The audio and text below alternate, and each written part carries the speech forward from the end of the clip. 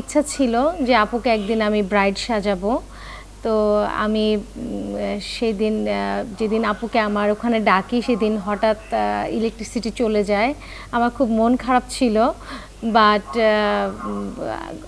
সব কিছু আল্লাহর ইচ্ছা।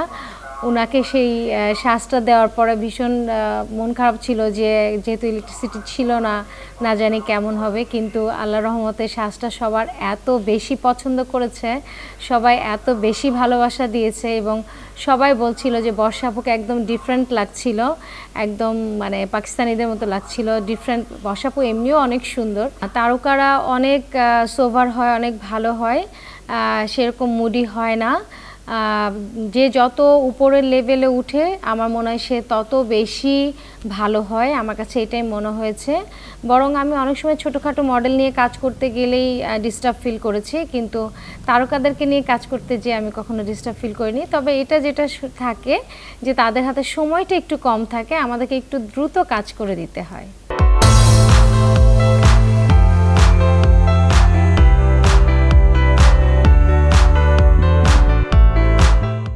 তারকাদের মেকআপে অবশ্যই আমাদেরকে একটু খেয়াল রাখতে হয়, কারণ নর্মাল ব্রাইডাল মেকআপগুলো তো অনেক বেশি হেভি মেকআপ হয়ে থাকে, একটু বেশি সাজ হয়ে থাকে, কিন্তু তারকাদের মেকআপগুলো একটু লাইট হয়, একটু স্মুথ হয়, একটু ডিফারেন্ট টাইপের হয়।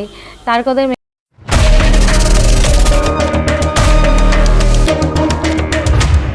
মেকআপ করতে গেলে অবশ্যই এই জিনিসগুলো একটু খেয়াল রাখতে হয়। বর্ষা আপু ছাড়াও আমি দিঘিকে মেকআপ করেছি, আলহামদুলিল্লাহ সেটাও অনেক ভাইরাল হয়েছে, ভীষণ সুন্দর লাগছিল দিঘিকে।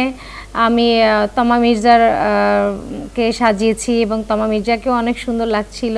সম্পূর্ণ আমাদের প্রোডাক্ট দিয়ে কাজ করানো হয়, কারণ আগে এটা হতো অনেক সময় অন্য জায়গায় হয়তো বা, বাট আমার ক্ষেত্রে কিন্তু একটু ডিফারেন্ট, কারণ আমি যে প্রোডাক্টগুলো নিয়ে আসি সব দেশের বাইরে থেকে নিয়ে আসি এবং সব ডিফারেন্ট ডিফারেন্ট লিপস্টিক থাকে, ডিফারেন্ট ডিফারেন্ট শ্যাডো থাকে, শ্যাডো প্যালেট থাকে, যে ক্ষেত্রে তাদের এখানে বলার কোনো ভাষাই থাকে না যে আমি অন্য আমার প্রোডাক্ট দিয়ে কাজ করব, কারণ তারা যখন দেখছে যে তাদের প্রোডাক্টের চেয়েও আমার প্রোডাক্ট অনেক হাই কোয়ালিটি দিয়ে আমি কাজ করছি, সো এখানে কিছু বলার থাকে না। অনেকে নিয়ে আসে, বাট আমার প্রোডাক্ট আমার সাথে কাজ করার সময় আমি আমার প্রোডাক্ট দিয়েই কাজ করে থাকি।